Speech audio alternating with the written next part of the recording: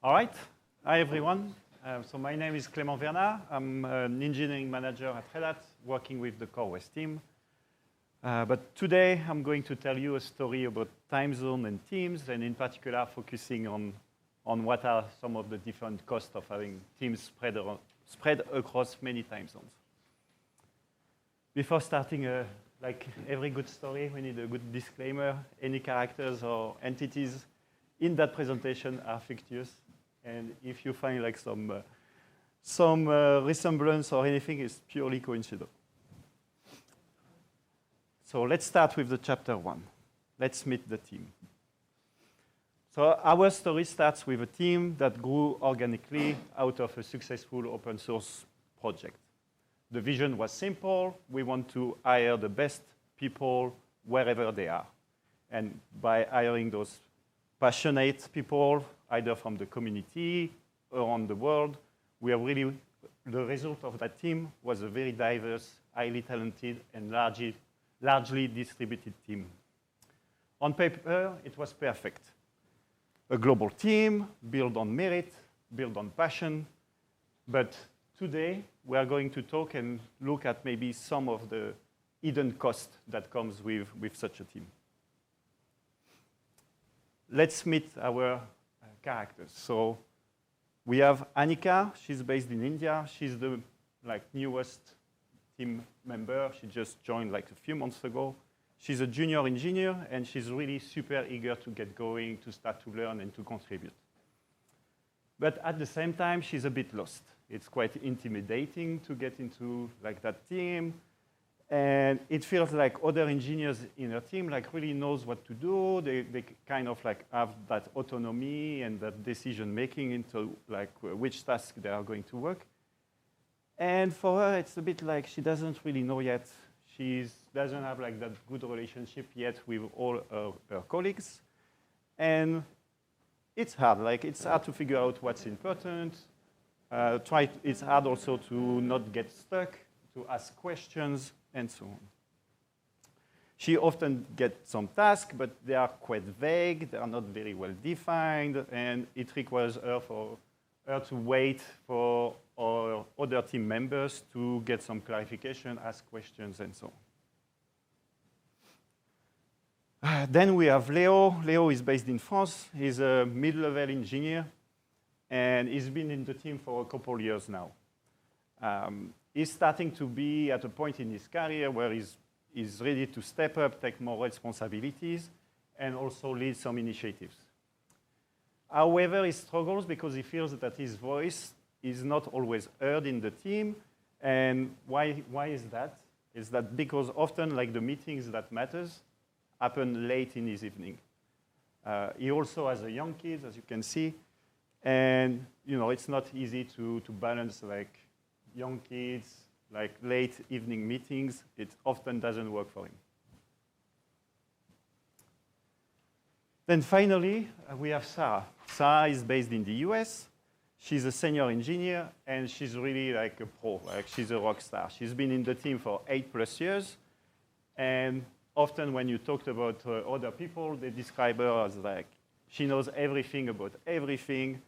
The tech, the history of the project, you name it, she's really great. What's her problem then? She's swamped. Like her calendar is a nightmare. Everyone needs to talk to her. And honestly, like people are also a bit scared of asking her like simple questions or like anything like this.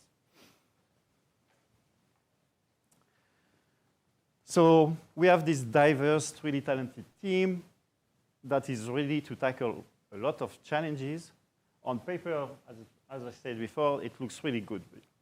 But today, I think we're really going to focus towards like some of the challenges that Anika, Sarah, and Leo are facing on their day-to-day.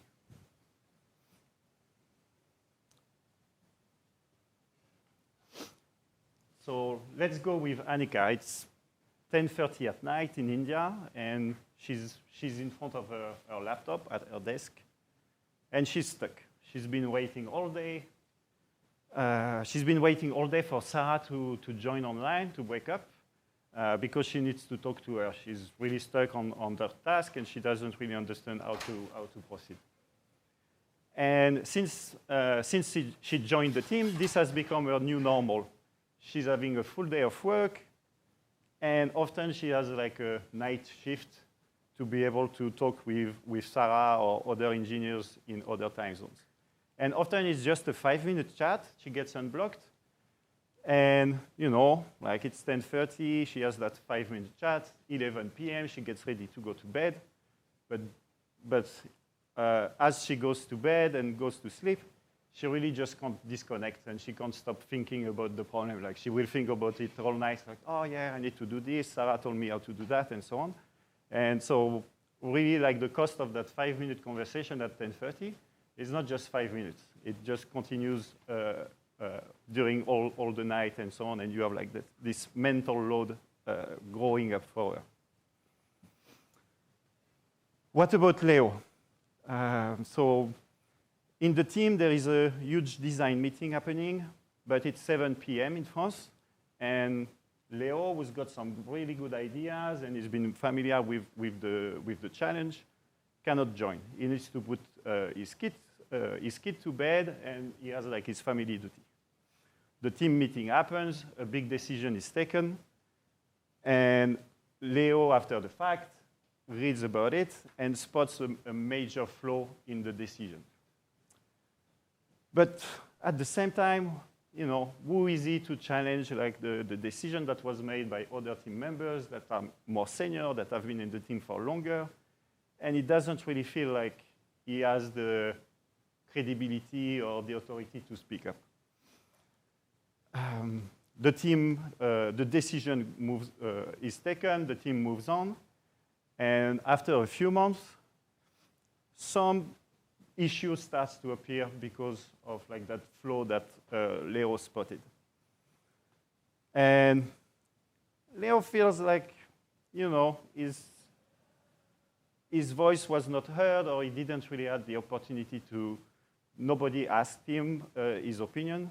So he feels a bit less motivated, less connected to the team, and he starts not to be so passionate about the project anymore. As he works on to fix some of the technical debt that was created by the decisions, he becomes a bit cynical, and he does not really feel responsible for the quality of the work.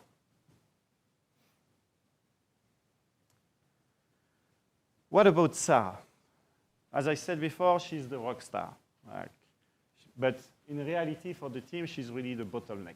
Everything has to go through her. And this really creates a culture where no one else feels like they can actually make a decision. And it becomes like, have you talked to Sarah, or talk to Sarah? She needs to decide that. Nobody challenges her idea, and there is not so much like innovations, or people don't feel like secure enough to bring other ideas than us. And really, like for her also, like she doesn't go on vacation because she feels like she has a lot of responsibility. She's the lead of the team. She needs to bring the projects to have like the projects have like some milestones, some deadlines, and she takes that responsibility, and she takes a lot of that pressure. And the more pressure there is, the more control she wants to take. And she also starts to get some frustrations towards her colleagues and coworkers, like for not pulling their own weight. She feels like she has to do everything, and if she doesn't do it, it won't be done correctly. So as we've seen with Annika, Leo, and Sarah, like this dream of a global team of all-stars like can quickly turn into a nightmare, like with burnout, bottlenecks, and also wasted talent. So let's try to dig a little bit deeper into those different costs. First, it's really the human cost. Burnout, work-life balance, also attrition, turnover, and loneliness are really like the symptom of that cost. And if we looked at like some survey on like the state of remote work by the website like buffer.com, we really see this like coming back like 21% of the people that replied to that survey felt that they were stuck at home, like spending too much time at home. 15% felt lonely, and 11% not being able to unplug. Another cost is really just productivity. So communication is more difficult. Conversations that should happen are not happening. Technical depth is also increasing. And an interesting aspect also is like context switching, on like the time for code reviews and so on. Like, so there was also a study published in the Association for Computing Machinery that really looked at the cost of delayed code review. And as you can see in that table, it's quite high. It was interesting also, they realized that only 13% of pull requests or code reviews that were abandoned were due to technical issues. The big majority of pull requests that are never merged or abandoned comes from the inability of contributors to answer the reviewer questions or like to satisfy the reviewer's like expectations, or just the lack of review, works that is never reviewed. And the final cost is really on like the cultural cost.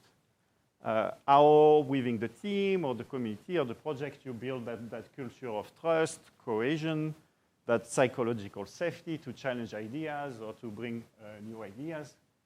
And at the same time also like career progression. How like if you're not in the good time zone or if you're not in the good country or so on, how also you progress your career. On this, like there is also like creating like knowledge silos and like not sharing like the informations. And here again, you have like a nice table with some of the types per silos and some like signals and some methods also that you can try to implement. All right, so we saw in that short story, we show like some of the challenges with time zones and a distributed team. And really there are also we can also look at some best practices that we can put in place. First, really, it comes to communication, and really being clear, establish some processes, and spending the time to define how the team or the project is communicating and sharing information. Performance and well-being, like having some clear focus on like what success looks like, and not just like being focused on how many hours you spend, and like trying to promote the flexibility in the work-life balance, letting people know that they can step away from their computer and so. Adaptive leadership is something also very interesting into how managers like have to also evolve and adapt their leadership styles to those environments. And finally, really being intentional also about like building that culture, how you share the information, how you build that trust into the team, and encourage people to speak up. And finally, I think if you have to take something out of those like 15 minutes, it's really the success for distributed team is to be to not so much focus on like the tools, the technology, and so on, but really to be deliberate about like how you design your processes and how you're going to communicate between the team members and so on. That's it. Thank you.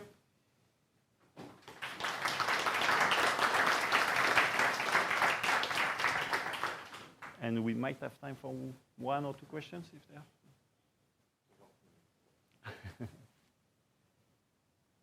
So maybe I would ask, how would you set up communication between Annika and Sarah?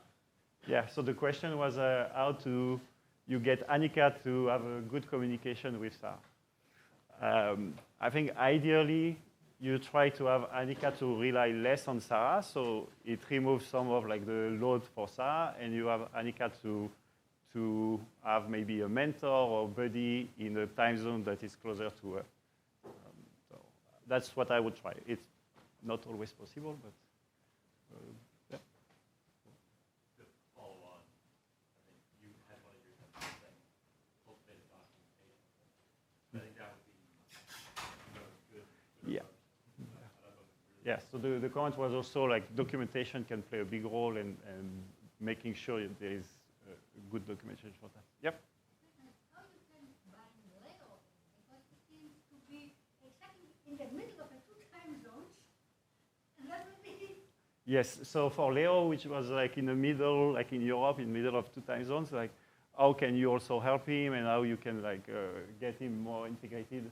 I think like being in the middle has like advantages and inconvenience. And I would say like here for me, for Leo, like it's more about like how you empower him to have like a bigger voice and challenge maybe some of like this is more for me like the cultural cost, like trying to make the team and some of like maybe the stronger voices in the team like realize that there are other people in the team that matters and that can take more leadership and so on. And thank you, we're out of time. Thanks.